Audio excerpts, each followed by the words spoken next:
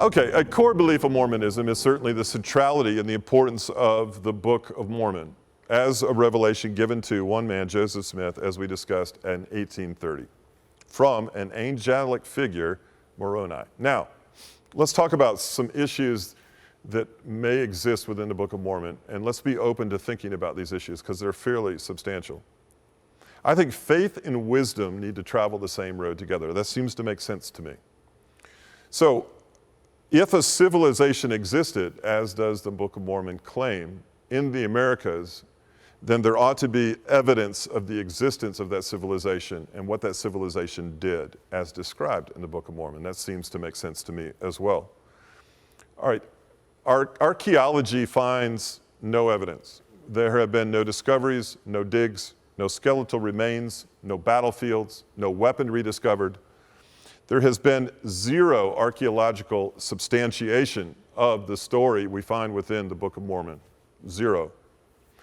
The actual hill in which the Book of Mormon tablets are said to be is off limits to archaeological research, for it is controlled by the headquarters of Mormonism.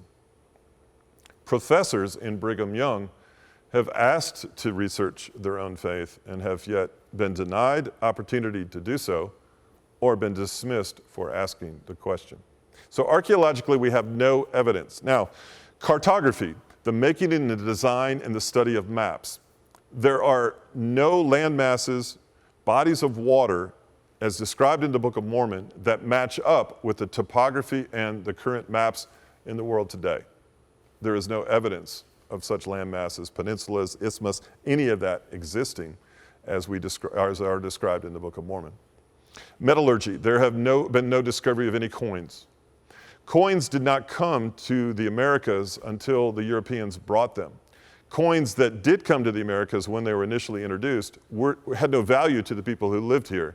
Yet, the Book of Mormon describes a civilization that had such currency.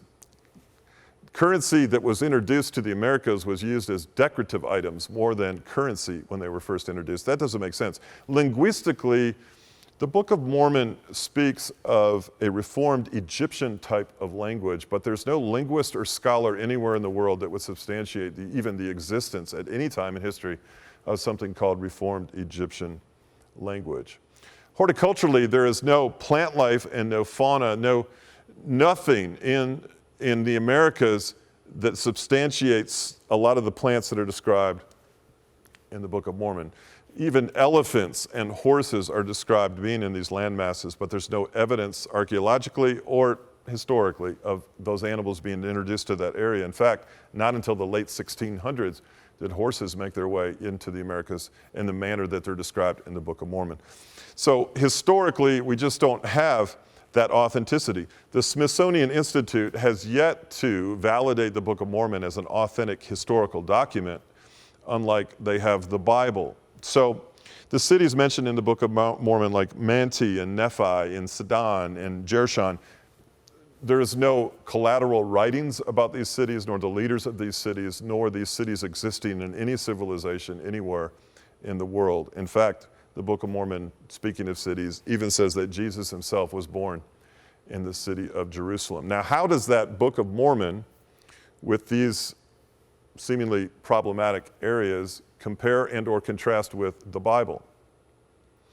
Well, I've been to Israel a number of times. I've stood on Mount Carmel and I've baptized in the River Jordan, and I've been to Nazareth and Cana and Judea, Samaria, and I've been to these areas of the wilderness in Judea.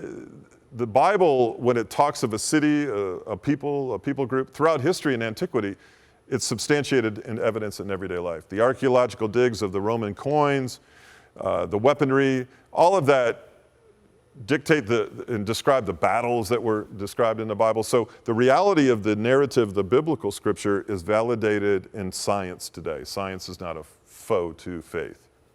Though science is a foe to the Book of Mormon, for science has yet to substantiate its claims.